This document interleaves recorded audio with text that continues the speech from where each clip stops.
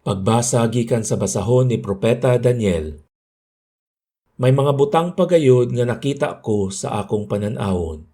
Ug nakita ko uban sa mga panganod sa langit ang daw usa ka tawo, ug miduol siya sa walay katapusan ug gipaila siya kaniya.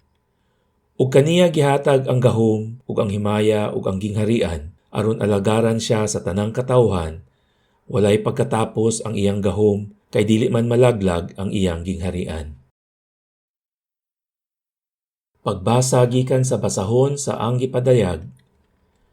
Ug gikan kang Hesukristo ang kasaligang saksi, ang unang gibanhaw, nga mauusab ang nagmando sa mga hari sa kalibutan.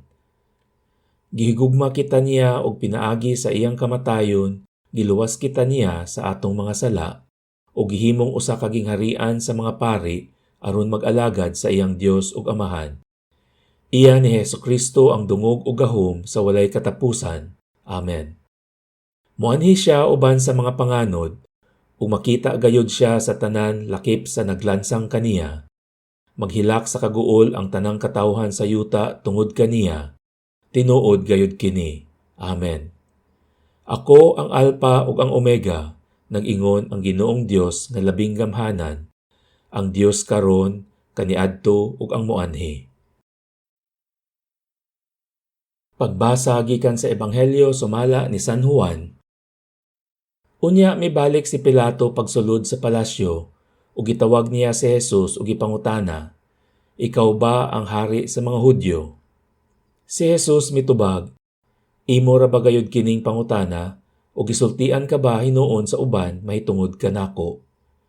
Si Pilato mitubag, "Hudyo bagod ako? Ang imong kaugalingong katawhan ug ang mga kadagkuan sa mga pari ang nagtugyan kanimo ngari kanako. Unsa bay imong nabuhat?" Si Jesus mitubag, "Ang akong gingharian dili iya niining kalibutana. Kung ang akong gingharian iya pa niining kalibutana, ang akong mga sakop makig-away unta aron dili ako ikatugyan ngadto sa mga Hudyo. Apan lagi ang akong gingharian dili iya niining kalibutana." Tungod niini nangutana si Pilato kaniya, "Hari ka ba di ay?"